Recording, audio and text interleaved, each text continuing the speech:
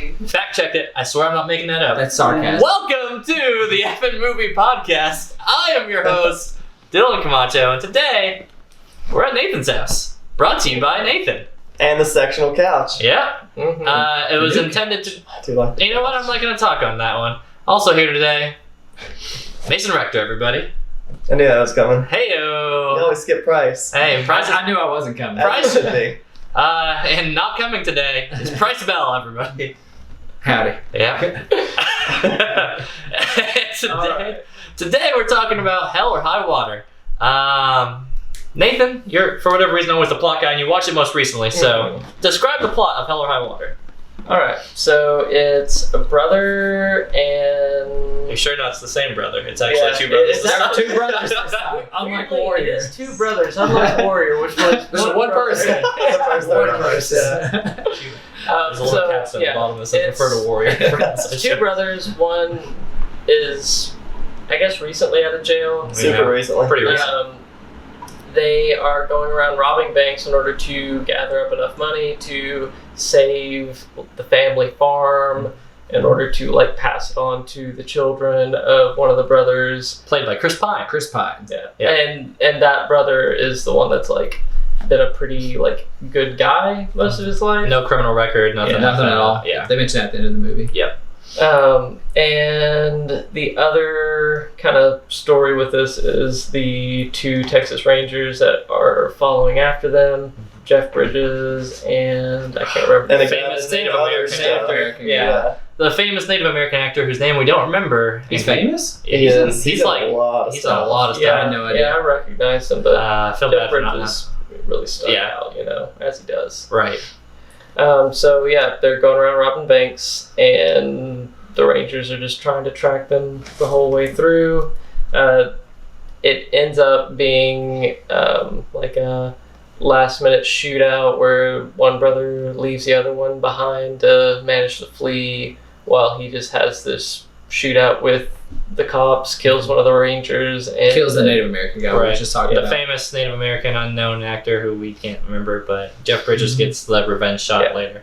Yeah, so Jeff Bridges gets his revenge, but isn't quite happy with that because, like, one of the last scenes of it is him going to find the other brother and, like, talk to him. It's Basically threatening him. like, yeah, basically saying, like, you're not going to get away with this. A Texas hello, if you will. Yeah. So Yeah, you know, bringing up Texas is a good note in this because, Yeah. like, Oh, Everything yeah. about this is a very Texas. Texas movie. very super Texas. Like, there's so many moments where it's just like the civilians are chasing them down in their cars, shooting at them. With their guns. Yeah. There's a scene where there's a bank heist and somebody shoots their guns and everybody was just, get them! And literally the whole town is just unloading all of their presumed there's guns like onto the guy's 6 car. or 7 cars chasing after them, all of them like shooting guns, and they don't turn around until he comes out with a machine gun and just starts like spraying bullets Right. at them. But they don't like present Texas in like a farcical kind of way. No. Like it's very realistic. It's- like they're not making fun of it. They're like, this is how it is. This is how many people would have guns and would be carrying at the same time. Like I remember when they went in to rob that one little bank, there was just that one guy there. One Like, cowboy. you're carrying, are you? And he's like, yeah, of course I am. It's Texas. Right. Of course I have a gun. It's small town Texas and I'm in a bank and I have a wily mustache. Of course I have. Yeah. Yeah. Yeah, this is a really good movie tonally because it lands while being a modern Western in its own way just because of the setting and the vibe and Jeff Bridges, but while still not being so far into the genre that doesn't feel realistic. Like this is something that if you ignore the fact that it's technically a Western, it is very much just a modern day film. I think it's also definitely trying to call to the idea that it is like a Western and like basically talking about the way in which it's like this is this is basically past the end of an era because even Right. they have that moment in the diner where he's like talking to those guys like asking about you know who they saw and they're talking about how that's like the whole robbing banks thing. Yeah. That's a is thing of the not- past. That's it's a thing of the past. right. It's not something that somebody can do anymore and get away with. Yeah. And also, like, the small timiness of whenever they robbed that first or second bank, they didn't even have cameras functioning. Like, it was Yeah. just such a tiny bank and a small, out-of-date town that was just sort of like, yeah, it's just kind of how it is. I mean, there's places like that everywhere. Oh yeah, I mean even in Kentucky you could find probably small banks like that. So. 100%. Yeah, Yeah. the middle of nowhere. Right. Yeah. But I think that kind of going into just a discussion piece of it now, I think that's so much of what I like about this film. It is very much like, I'm not a big Westerns fan per se, but this is very much a love letter to Western fans for the modern era. Like, this is, if we did it now, and this is like looking back on the history of it, making still a modern Western, this is what we get. And I think that translated really, really well across the film. The performances were great. I love Chris Pine as like just as responsible brother. Ben Foster steals a lot of the scenes between them. He just has so good. The unintentional humor at times, intentional sometimes, but just the way he delivers lines, he's just very much this wily person. And I think that Jeff Bridges describes the brother very excellently towards the end of the film. Jeff Bridges and Chris Pine are meeting kind of in this last second, like, well, I'm going to catch you, or maybe we'll just shoot each other one day. We'll figure that out. But he's describing Chris Pine. He's like, so I get it for your other brother. He did it because he liked it. He would sit there and he would rob banks all day, and then he would spend all the money just to go rob banks again because he thought it was fun. And he's like, and he's just trying to understand why Chris Pine's character was even a part of it to begin with. But he's like, he's not that smart. You obviously did the plan for this. And I love that description for him because it just perfectly encapsulates Ben Foster's brother's performance throughout the entire time. He is just a walking id throughout the entire, like, you can just tell he never literally gets into a shoot off with the SWAT team and the Texas Rangers at the end because he knows he's going to. Right, he's like, well, and then he's like, what, calling himself the King of the Prairie or something? Oh, yeah, King of the Plains. Yeah, he's the Comanche. Yeah, that's what he refers to at the beginning of the film. And that's like, and in the casino, love that they had that scene with the actual Native American guy and the Comanche. He gets in his face. There's a scene where he's playing poker with a Native American from the Comanche tribe, I guess, and he says, "Don't chase me, Chief." And you can tell that clearly pisses off the Native American. And they get up and they have a small confrontation. He says, "Do you know what Comanche means?" And Ben Foster says no, or whatever he says, and the guy says, means enemy to all. And then Ben Foster replies, he's like, well, you know what that makes me? And he says, my enemy. He says, a Comanche. Yeah. And I was like, I don't know, something about those lines, like, it could very easily sound extremely corny and stuff like that, and it sounds way worse when I say it, but just whenever it's delivered in that one, Ben Foster hits those lines. You think there was 10 of me? Like, there's a lot of... You think there was 10 of me is my favorite scene. That's such a good scene. Oh, that kid deserved that so badly. Yeah, the guy starts up and comes in. You'd think there's 10 of me. Like, it's the most modern moment that just kind of rolls up into the shot. They're at a gas station, and then this neon green Challenger. Playing Attila. Right. Yeah, coming in playing Deathcore. Attila. Yeah. It's 100% Attila. I knew the song. Yeah. And he's just like, I don't. Was he even mouths doing off. anything? He just starts looking at him. Because Ben Foster was just leaning back in his car, just like with his glasses, and was just looking at that guy. Yeah. It's the Prius incident all over again. He's just sitting there minding his own business, and the guy pulls up and just starts insulting him. We're not going to talk about that on the stream, but he rolls up and just starts like getting mad at him, and then like pulls his gun out and it's like, oh yeah, you're gonna say something now, and then Chris Pine's character just subtly kind of walks out of the gas station from the back shot and just kind of, you see him walking around the car, and then all of a sudden just starts pounding this guy that just rolled up in this green Challenger or whatever. No, the guy like got up to get out of his car to point the gun at him, and he just immediately grabbed his head and just slammed it into the door, and beats him into the door, beat the hell out of him. Goes around to go get his friend, and the friend's like, he had it coming. Now, that scene, I definitely believed in the familial bond that the two brothers had for each other. Way more than that. The worst scene by far for me in the movie was that one of the beginning scenes where they're just like rolling around wrestling and stuff. That one. I thought that was way too in your face. Like, they do like each other. Look how much they like each other. Yeah. They play and fight just like brothers do. And again, I really don't like it. If you watch any of our other roll videos. around and wrestle with your brothers? No, never. I just don't like it when a movie like throws something in your face like, you are dumb. This is what is going on here. Like that, like the Chris Pine thing, like when he fights that guy just because he sees his brother fixing to get in trouble. Like, that is way more of showing, not telling, than at the beginning where it's like just putting it in your face. I wouldn't say I dislike that scene by any means, but I would agree that's probably the weakest part of describing the relationship between the brothers, where all the dialogue in this movie is just excellent. Yeah, like, agreed. It is really like good. Especially the sharp, witty comments between the Jeff Bridges and the Native American guy. Jeff Bridges just being like just racist the entire time, and all just the making time.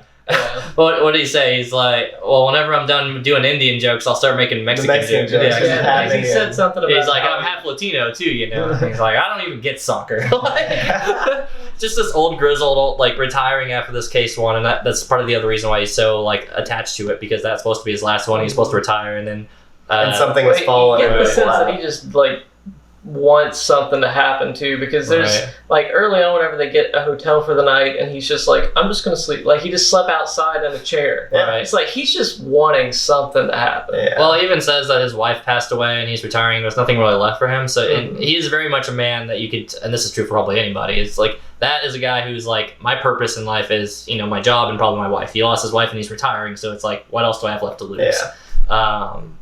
So I want to touch briefly on the gunfight scene between Ben Foster and all the SWAT team and all that Oh, stuff. you mean the rest of them? The climax of the movie. Right. I want to talk briefly just on the moment and see. So whenever Ben Foster snipes the Indian partner or whatever, where did that moment land for you guys? With I actually had a lot to say about that, because like I compare it I'm in very high praise to The Sopranos, which I was reading about today, and I've watched it, loved it. I compare it to The Sopranos because it portrays death, I think, in a very real sense, and that it's like super quick like that. Mm-hmm. Like, say what you want about the ending of The Sopranos. I don't care if I spoil it for anybody. It's Cuts to high. black or It's something? way past when you should have watched it. But just like it's basically assumed Spoilers. that like it's just happening in The Sopranos, and then it just goes to black immediately, because it's just kind of assumed that Tony gets shot right there.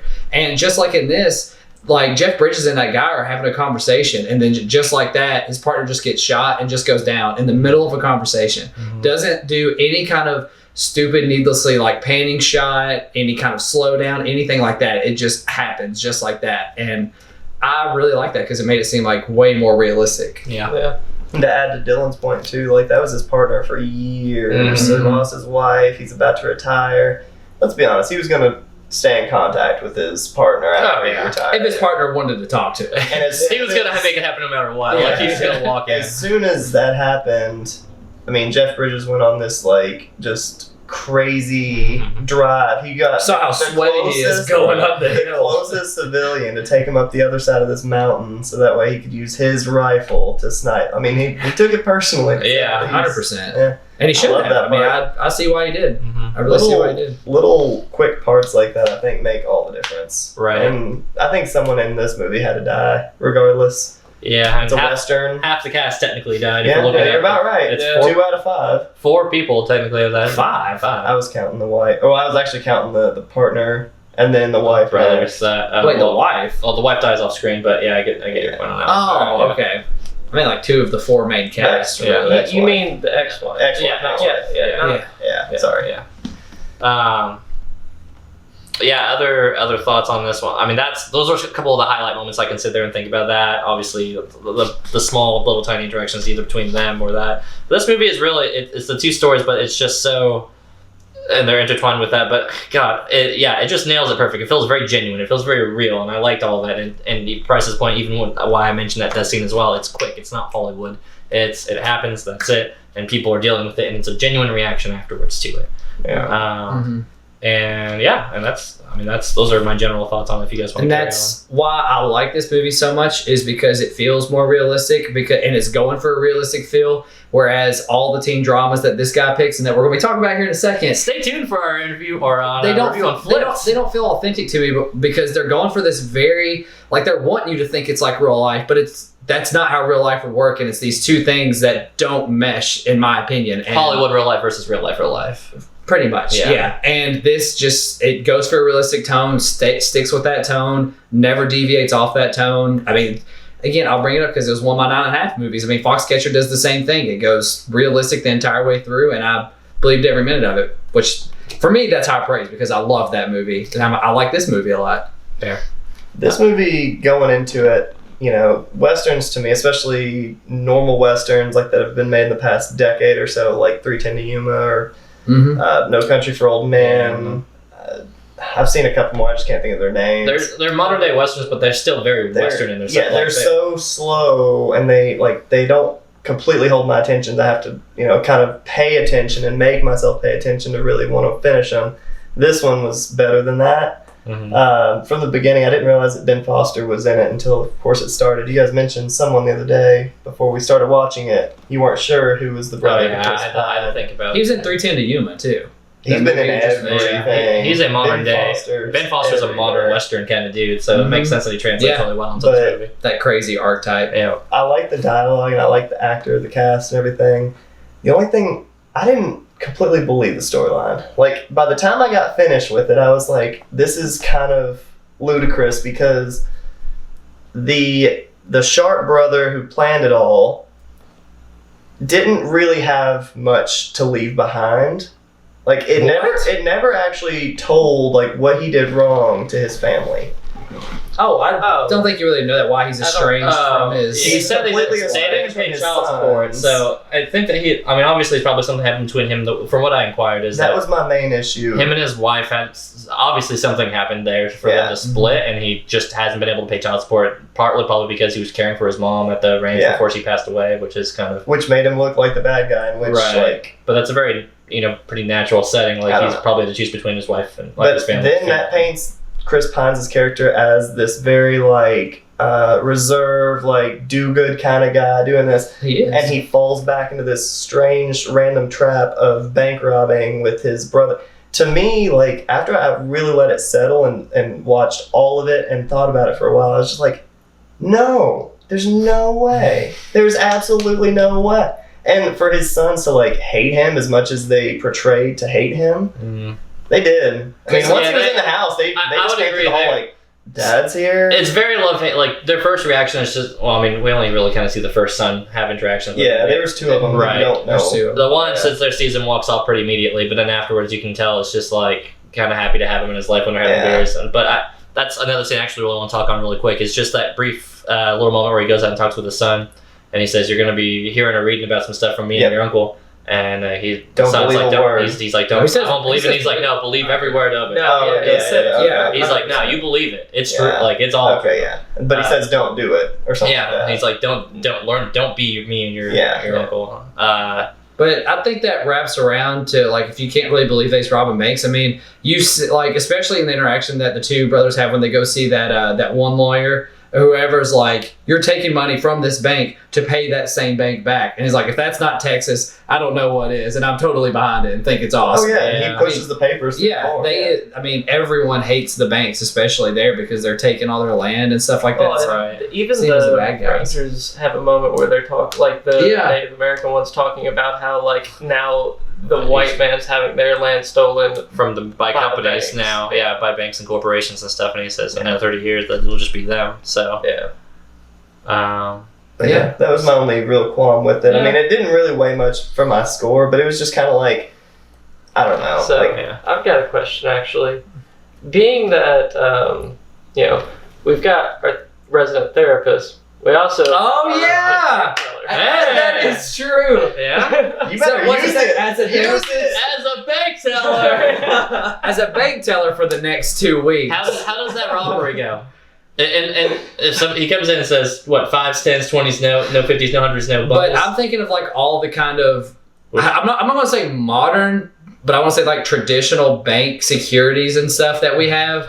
You would never really get away with that because there's so many ways to catch somebody doing that. But I mean, if somebody did come in and was waving a gun around, give me all your money, you're gonna do it. I'm gonna give them my pants. It's all insured anyway. So not only getting rid of the cars, they were burying the cars. Yeah, they bury them at the farm. The only things that I think might have been a little bit crazy was they were robbing banks after another, one day after another. Right. You would think that they would set up a radius patrol of all of the banks after the second one. You would think more than just 2 Rangers would be after them. You would think they would have police at this would be several things. Every county within 3 counties. Right. Well, and I can kind of buy that a little bit because it's small town police forces and stuff like that. So if I'm sitting there thinking about that, granted, sure, they were state troopers, so state obviously has more authority. But I can kind of see where the small ones don't even get notified. They even said they're the FBI doesn't want it, so it's state troopers. It's all on all. Right, and they probably didn't. So they could have probably interacted more with towns and stuff like that if they thought there was going to be a bank one, but I can see the point where it's hey, keep a lookout, and we're doing patrol. We're always doing the lookout. Yeah, don't worry about us. Right. Well, and the banks were definitely painted to be bad guys in this. Right, yeah. That guy at the end is was so so- sleazy. Oh, yeah. So awful. The sleaziest He's Batman banker who ever He's been. like, yeah, I'll get to it by the end of the day. Yeah, he's like, it's Friday. We'll probably be able to. He's like, no. No, it's the end of the week right now. Yeah. I'm not gonna leave until you do it. Yeah. And then you just see him sweating the entire time.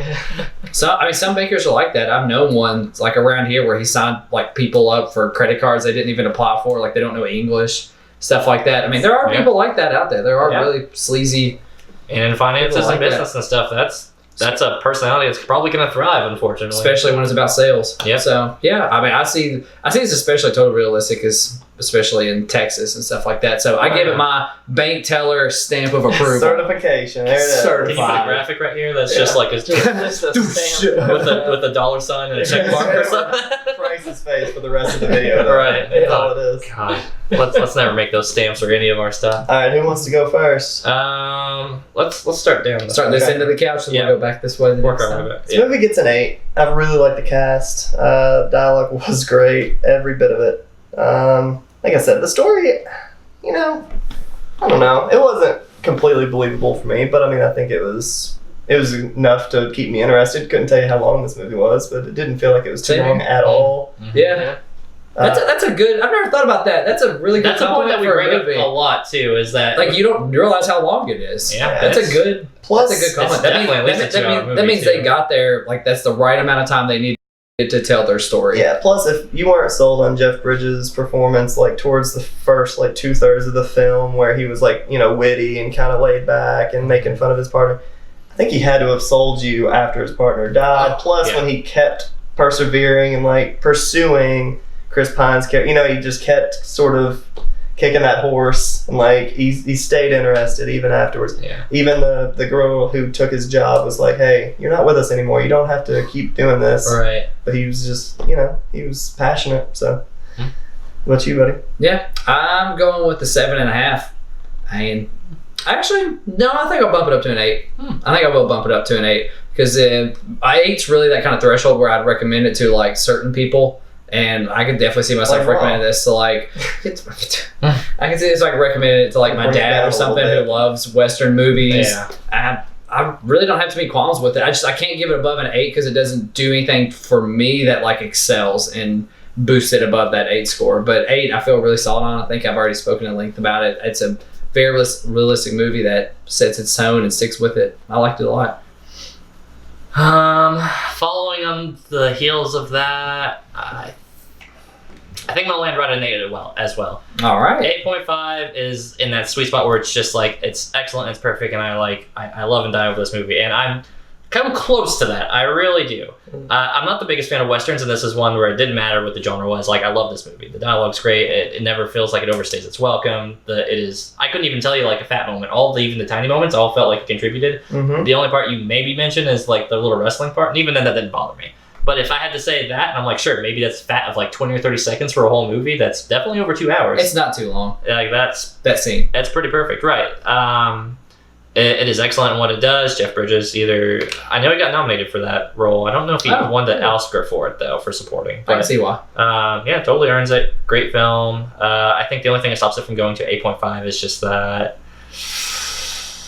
it's not fully in my wheelhouse and genre per se, but I think that's almost why I almost want to push it to that far. But I got to keep it right at 8 for now. That's just my gut feeling rewatching it. Well, We I do really almost want to put myself right in with the same line as you all, Yeah. but it had a lot of good moments to it, a lot of really good, memorable moments that I appreciate.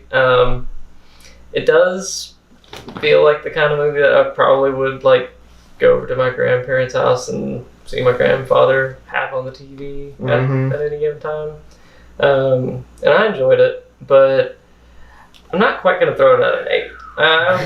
It's close. 7.5 is where it lands for me because it's one that I liked watching. It's not one that I'm going to go back and watch. Yeah. So for that reason, it's not going to be That's a good That's point. That's I think most movies, if they score, above a certain level, that does mean that you're going to go back and Yeah, rewatch there's it. the implication. exactly. I don't know if myself, I'll probably end up watching this eventually, But it's like you said, it's so memorable. You don't, you caught enough of the See, first time. I have seen it twice. I saw it probably 2-3 years ago when I was in Lexington for the first time, and I still like rewatching it. Yeah, I think it had been a year too. I think Maybe that's after a few years. right where the difference between Motorsports and give it a Mason and while. Nathan's are. Is that probably right at that rewatchability, and that's probably why it pushes it into an 8 for me at price, and then 7.5 for you guys. But He didn't get to finish. go ahead. Yeah. Oh no, that was pretty much all of Okay. my piece on it. I mean, Make no mistake, Nathan was finished. Going into the next episode, I can't say next week because we're about to be filming it here soon. Don't you dare. No, I was getting my notes ready. I know. Yeah, I have them ready. but so the next movie that we're going to be talking Oh, about. you want me to do it now or after the new one? See, we have to review 2. Yeah, we're reviewing but another movie. that'll be. Well, so you want me to go ahead and announce it? No. No, we're Sorry, Flipped is next week. Oh, wait. that's what we're getting at here. Yeah. Flipped is Oh, next okay. week for all of the viewers who we may or may not just upload them all at once, and that may be an irrelevant comment. But the next video to be uploaded after this one is Flipped. I don't remember what year, 2010, I think? 2010 or 2012. It's 2010 right there. or 2012 Flip. There's 2 different versions. It's the one with the boy and the girl that are in the 1960s. That's how you know you're watching the right movie. Tune in on the next video. Where can everybody catch y'all at?